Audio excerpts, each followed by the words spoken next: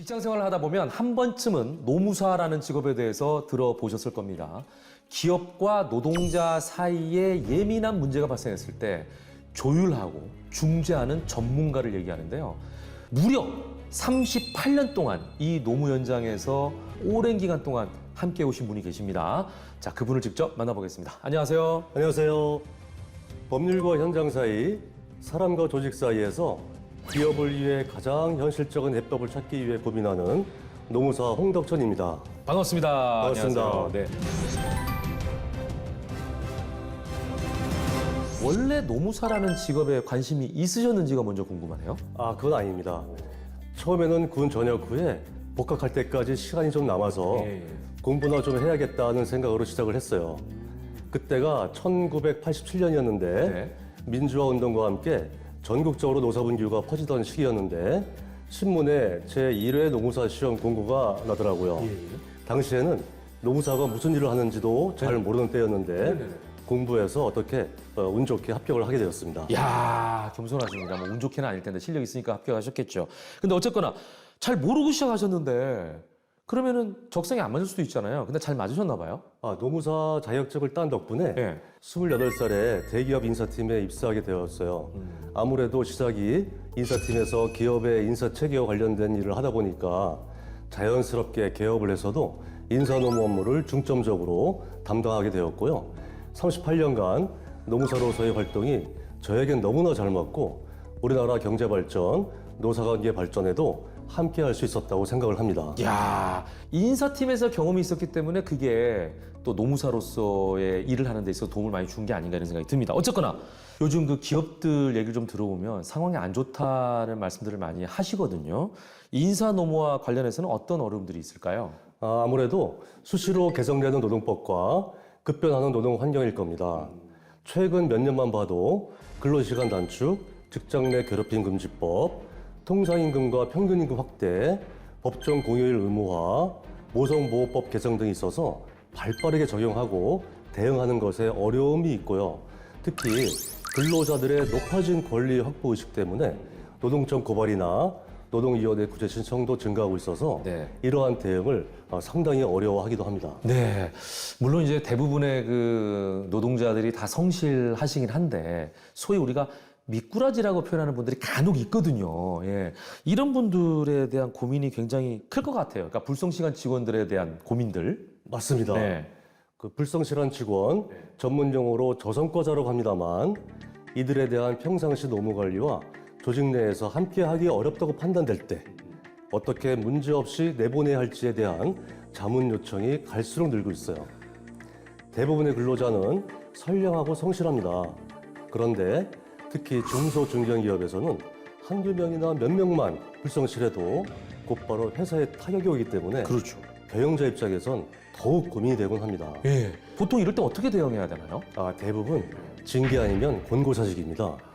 문제는 중징계나 해고할 정도의 불성실한 증거가 충분히 있으면 그나마 대응하기가 낫지만 가볍게 예를 들어서 지각도 2, 3분씩만 경미하게 한다든가 바쁠 때에만 연차휴가를 간다든가 조금만 다른 일을 시켜도 제 일이 아닌데요? 라고 한다든가 불평불만. 이럴 때는 징계하기도 뭐하고 또 그냥 두면 조직 분위기가 흐려져서 대응하긴 해야 되는데 결국은 해고 비용을 치르고서라도 사직원을 받아내곤 합니다. 그렇군요. 자, 그렇다면 고수처럼 사측 입장을 누구보다도 잘 아는 전문가가 보시기에 직장인들이 일하면서, 그러니까 직장인들의 입장에서는 회사 측, 그러니까 기업의 마인드를 좀 읽으면 좋잖아요.